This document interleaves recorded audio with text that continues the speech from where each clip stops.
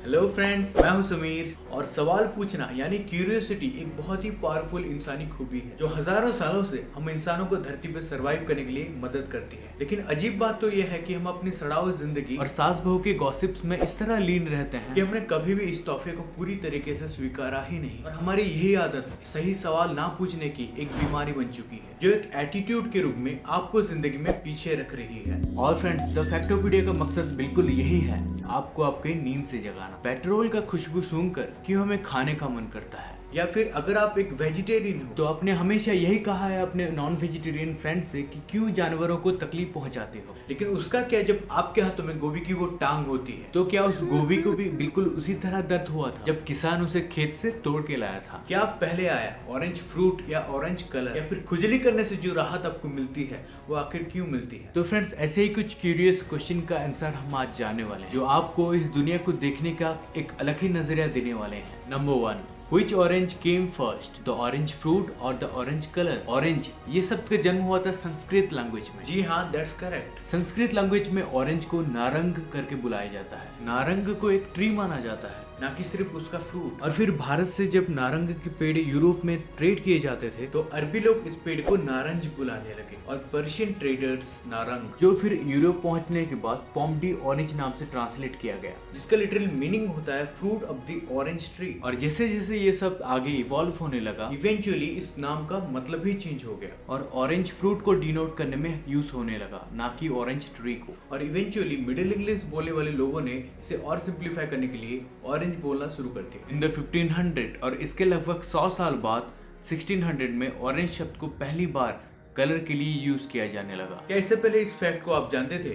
Comment करके जरूर बताइएगा। Number 2, what is the lightest solid in the world? आपने स्टेट ऑफ मैटर के बारे में तो सुना ही है, सॉलिड, लिक्विड एंड गैस। और इसमें जैसे कि आप सब जानते हो कि गैस सबसे हल्का स्टेट ऑफ मैटर होता है क्योंकि उसके पार्टिकल्स के बीच गैप्स बहुत ज्यादा होते हैं। लेकिन क्या आपने सोचा है कि दुनिया का सबसे हल्का सॉलिड क्या है? वेल, अगर आपको ये नहीं पता तो यह है एरोजेल, जो कि दुनिया के एक अमेजिंग इन्वेंशन है और आज के आधुनिक युग में बहुत ही काम का साबित हुआ है। और सबसे अमेजिंग चीज है इस सॉलिड की इसका वेट। ये सॉलिड बेसिकली 99.8% एयर यानी हवा का बना हुआ है और इसका बस एक छोटे से पीस का वेट है लगभग 1 ग्राम के अराउंड। अब इतना हल्का सा और खोखला सा सॉलिड में भी आपको लगे कि हीट में जल जाएगा या फिर पिघल जाएगा या फिर हीट इसके आर पार ट्रांसफर हो जाएगी। Well, not even close. Aerogel एक बहुत ही अच्छा इंसुलेटर है, यानी कि हीट को अपने आर पार नहीं जाने देता। तो इसलिए अगर आप इसको हीट भी करो और एक साइड से दूसरी साइड हाथ भी लगाओ तो आपको झटका नहीं बैठेगा। और यही अमेजिंग प्रॉपर्टी की वजह से नासा इसे हर स्पेस मिशन में यूज करती है अपने मशीन्स को इंसुलेट करने के लिए।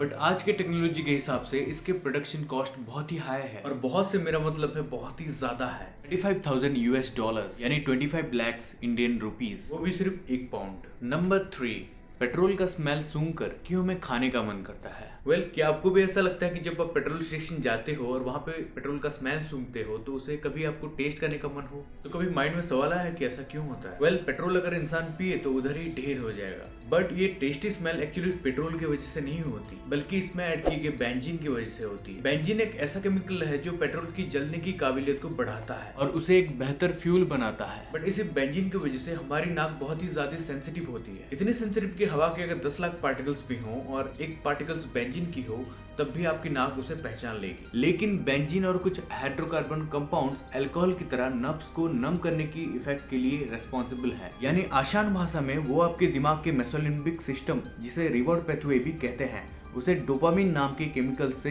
एक्टिवेट कर देते हैं और आपको अच्छा महसूस होता है। Number 4, do plants feel pain? यानी कि पौधों को दर्द महसूस होता है? अरे यार, नॉनवेज छोड़ दे, वेज बन जा। ऐसा किसी बेजुबान जानवर को मारना अच्छी बात नहीं है। ये लाइन तो आपने बहुत ही सुनी होगी अगर आप नॉन वेजिटेरियन है तो। लेकिन इससे उठता है ये प्रश्न कि जब भी हम प्लांट्स को तोड़ के खाते हैं तो उन्हें क्या दर्द नहीं होता है क्या? वेल, हाँ और ना।